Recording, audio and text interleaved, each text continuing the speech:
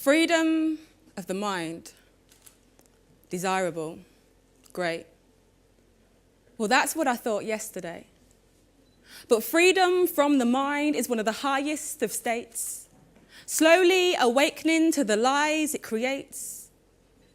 Intricate webs of desire, a game that we don't even know that we play. Woven to grip us in the midst of our illusory bliss, clucking for things that we feel forced to get because they're dangled to us on a string. See, that voice in the head eats whatever it's fed. And we digest while we lie in our beds, thinking over what it tells us we could have done better. Our soul strives to succeed, but our mind says we'll never. Because it eats all the rubbish that society feeds, to the point that we try but we can't even see. That it was the media that told us that skinny was in and going against the government was the highest of sins. See, we look down on those who sit outside of the mainstream clique, but that prejudice that we feel doesn't reside from within. Some would say that we're asleep, subconsciously dreaming, absent-mindedly absorbing all the input the dream is feeding, failing to question the source of your thoughts. They belong to the system, but we're calling them yours. But I'm beginning to realize that we're co-creators of this dream, and that everything we see is far from what it seems, because we don't see things with our eyes. The perception happens within the mind. So everything we see is nothing but an image designed by psyche inside. An intricate illusion. Couldn't we say the same with time?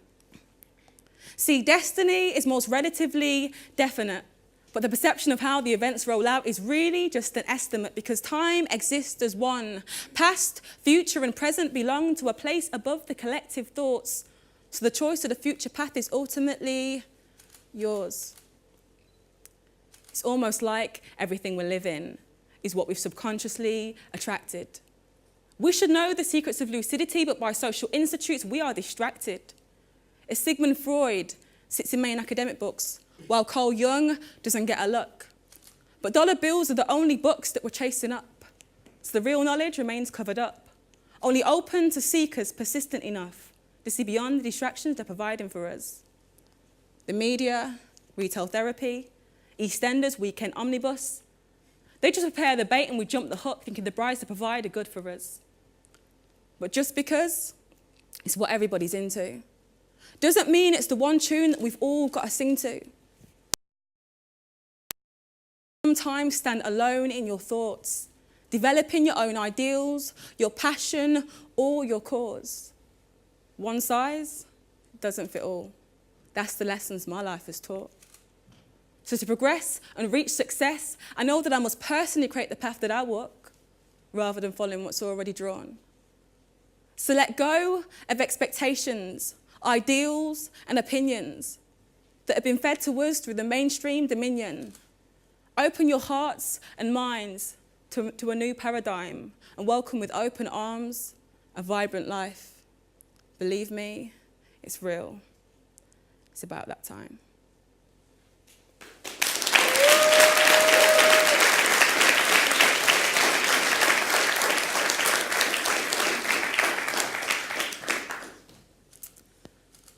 According to statistics, around 60% of the population are unsatisfied with their job or their career. But if we take into consideration the psychology of denial, this figure could actually look more like 65%. But if we further take into consideration the fact that some people might be largely unaware of their dissatisfaction due to having nothing to compare it to begin with, this figure could actually look more like a huge 75%. Now, if this trend of percentages continues, this means that only 1 in every 4 of you will be satisfied with your future job or career. Scary, right? Well, fear not. I aim to be one of a growing group of people that aim to dramatically alter these statistics and, in fact, increase career satisfaction. I plan to do this by pushing the power of the IPF trinity. Now, I know you're probably sitting there thinking, what the hell is this IPF trinity? And I will get onto that in a moment. Before I do, I want you guys to take a few seconds to consider the following questions. Why is it that we live in a world where the American dream i.e. good education, a job that brings tons of money or status and allows for those regular, luxurious family holidays, is seen as the pinnacle of success or life satisfaction. Yet, people that appear to have all of these things, such as well-known celebrities or rich business people, often turn out to be majorly unhappy compared to people that appear to lie at the complete opposite end of that very spectrum. Now, I don't know about you guys, but I have a few suggestions. I believe that these people often wake up in the middle of a midlife crisis or at times quarter-life crisis with no sense of meaning, direction or purpose. I believe that these people appear to be largely unaware of the importance of the IPF trinity. Let me break down the IPF trinity terminology for you. Similar to the way the ancients believed that to maintain a rich and satisfying general life, we need a harmonious trinity between mind, body and spirit, I believe that these are the three key ingredients to maintaining a rich and satisfying career. I is for individuality, your sense of self, your morals and your unique character. P is for passion and presence. What is it that you're truly good at? What is it that you truly enjoy? And what allows you to become alive within the present moment? F is for footprint. What will your footprints look like when you leave the world? They'll be positive, they'll be negative, and if so, how and why? Now, I learned early on just how important it is to establish these three things, but also learned how difficult it can be due to external influences from some mainstream establishments. So why is the IPF trinity so often ignored in society? 3 words spring to mind here. 4 words, actually. Weapons of mass distraction. Now, I came across this term a few years ago, and I resonated with it so much that it stuck with me until today. Now, this term is often used to describe things such as mainstream education, mass media, celebrity culture, and so forth. And to me, it seemed to neatly sum up this trend society has as promoting everything that supports the material world, i.e. money, status, and power, yet distracts us from the things that truly matter, such as knowing ourselves at the deepest level, understanding our connection to one another, and the key fact that it is love that makes the world go round and not money, as they would have us all believe. So let's have a look at how weapons of mass distraction can affect the IPF trinity in more detail.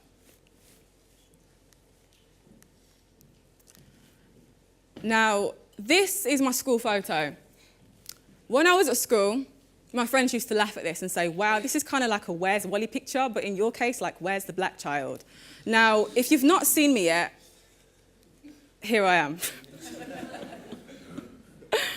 Now, like most young people at school, I had to struggle to maintain my individuality and my uniqueness, which was oppressed by the authority figures within my school.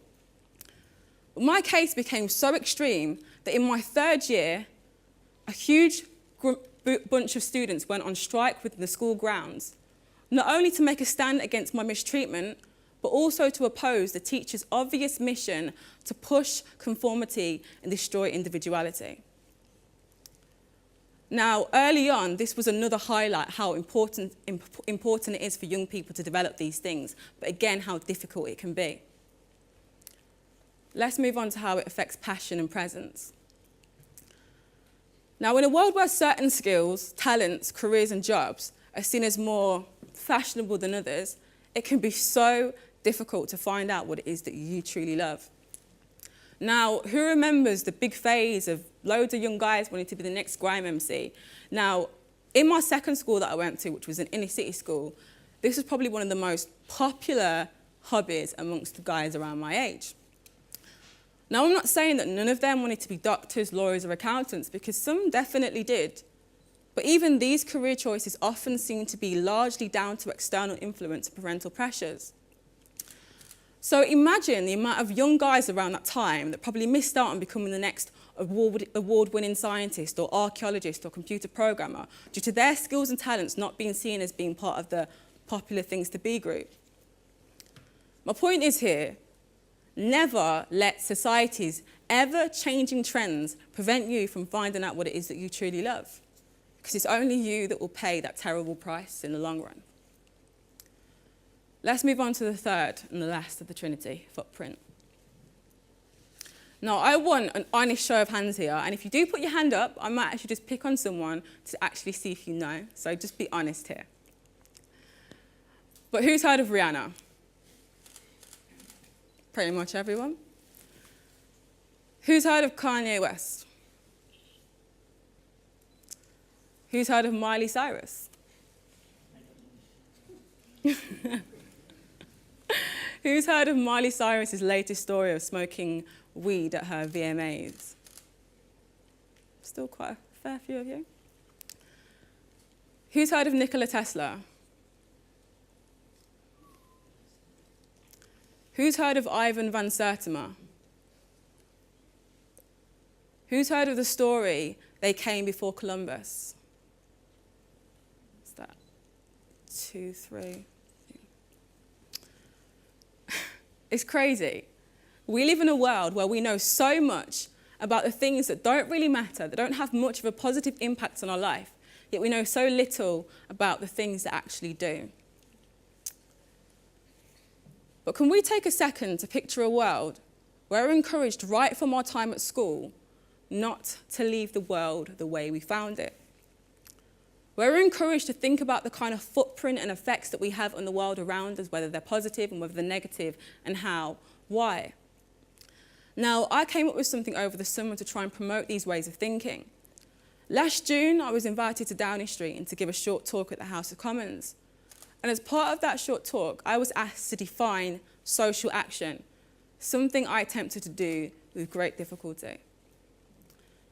And one of the reasons why I found it so difficult is that it disheartened me that so many people saw social action as being something that's confined to a specific type of group of people or business or career.